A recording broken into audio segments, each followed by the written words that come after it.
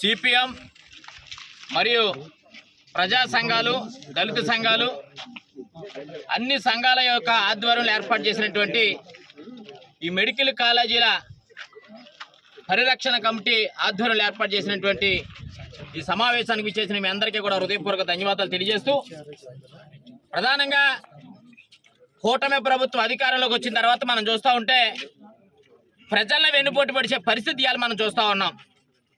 గత ప్రభుత్వం ప్రజలకి విద్య అందించాలి, వైద్యం అందించాలన్న ఒక గొప్ప ఉద్దేశంతో మెడికల్ కాలేజీలని 17 కాలేజీలను ఆంధ్రప్రదేశ్ రాష్ట్రంలో ఏర్పాటు చేస్తే ఆ మెడికల్ కాలేజీలు అభివృద్ధి చేస్తామని చెప్పినటువంటి కూటమి ప్రభుత్వం అధికారంలోకి వచ్చిన తర్వాత పేద బడుగు బలహీన వర్గాల్ని ఎన్నిపోటు పడవటం కోసం, అణసవేయటం కోసం ఈ యొక్క మెడికల్ కళాశాలని ప్రైవేటీకరణ చేస్తూ పెత్తందారులకి, భూస్వాములకి తాకాటు పెడుతున్నటువంటి దుర్మార్గమైనటువంటి ప్రభుత్వాన్ని మనందరం కూడా వ్యతిరేకించాల్సిన అవసరం ఆసన్నమైంది.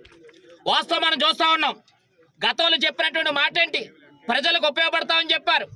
గత ప్రభుత్వం 4 హామీలు ఇస్తే మేము డబుల్ ఇస్తామని చెప్పారు. కానీ హామీలు అన్నింటినీ పక్కన పెట్టారు. కానీ లక్షల కోట్ల రూపాయలు, వేల కోట్ల రూపాయలు వెచ్చించి భూమి కొని వ్యవస్థను ఏర్పాటు చేస్తూ ఉంటే దాన్ని పెత్తందారులకు అమ్మేస్తానంటే ప్రజలందరూ కూడా ఊరుకోరనే విషయాన్ని సందర్భంగా తెలియపరుస్తాను కూటమి ప్రభుత్వానికి. ఇవాళ సిపిఎం, సిపిఐ మరియు ప్రజా సంఘాల ఆధ్వర్యంలో ఒక జిల్లా కాదు, ఆంధ్రప్రదేశ్ రాష్ట్ర వ్యాప్తంగా ప్రజలందరూ కూడా చైతన్యవంతం కాబోతా ఉన్నారు.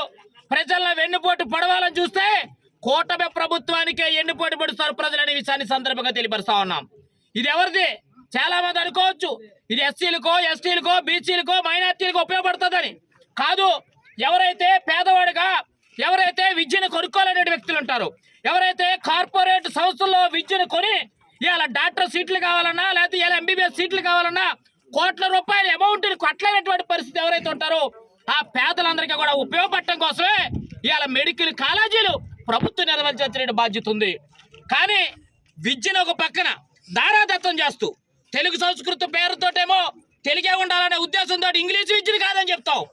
ఇంకొక పక్కనేమో ప్రజలకు ఉపయోగపడుతుందని చెప్పి విద్యా సంస్థలు పక్కదా పట్టించే నీ వాతావరణం చూస్తూ ఉంటే చంద్రబాబు నాయుడు రానున్న కాలంలో ప్రభుత్వ పాఠశాలలు కూడా ప్రైవేటీకరణ చేసే పరిస్థితి కనిపిస్తా ఉంది. ప్రజలెవరో కూడా చూస్తూ ఊరుకోరనే విషయాన్ని ఈ సందర్భంగా తెలియపరుస్తూ, రానున్న కాలంలో మీరు కనుక ఈ PP4 అనే పథకాన్ని, ఏదైతే ప్రైవేటీకరణ అనే అంశాన్ని మీరు వెనక్కి తీసుకోకపోతే ఆంధ్రప్రదేశ్ వ్యాప్తంగా ప్రజా సంఘాలతోటి మరియు సంచార జాతుల సంఘం కూడా పూర్తిగా మద్దతిస్తుంది. రానున్న కాలంలో ఆంధ్రప్రదేశ్ రాష్ట్ర వ్యాప్తంగా పెద్ద ఉద్యమం కాబోతుందనే విషయాన్ని ఇవాళ కూటమి ప్రభుత్వానికి వివరిస్తూ తక్షణమే మీ వైఖరిని మార్చుకోండి. ప్రజలకు ఉపయోగపడే కార్యక్రమాన్ని మీరు శ్రీకారం చుట్టండి. ప్రజలు వెన్నుపోటు పడిచే కార్యక్రమాన్ని కాదు. ఇవాళ గతంలో జగనన్న కాలనీలు ఇస్తే ఒక్క ట్రక్కు మట్టే లేదు, ₹1 ఖర్చు పెట్టలేదు. దాన్ని పక్కన పెట్టి ఇవాళ మళ్ళా ఈ విద్యా సంస్థల్ని ప్రైవేటీకరణ చేస్తే పేదలను ఎక్కడ తొక్కేయాలని, ఏం చేయాలని ఆలోచన చేస్తా ఉన్నావు చంద్రబాబు నాయుడు. ఒకసారి ఆలోచించమని, ప్రజల పక్షాన్ని ఆలోచించమని హృదయపూర్వకంగా కోరుతూ, రానున్న కాలంలో పెద్ద ఉద్యమంగా మారబోతుందనే విషయాన్ని సందర్భంగా తెలియపరుస్తూ రాష్ట్ర ప్రభుత్వాన్ని హెచ్చరిస్తా ఉన్నాం.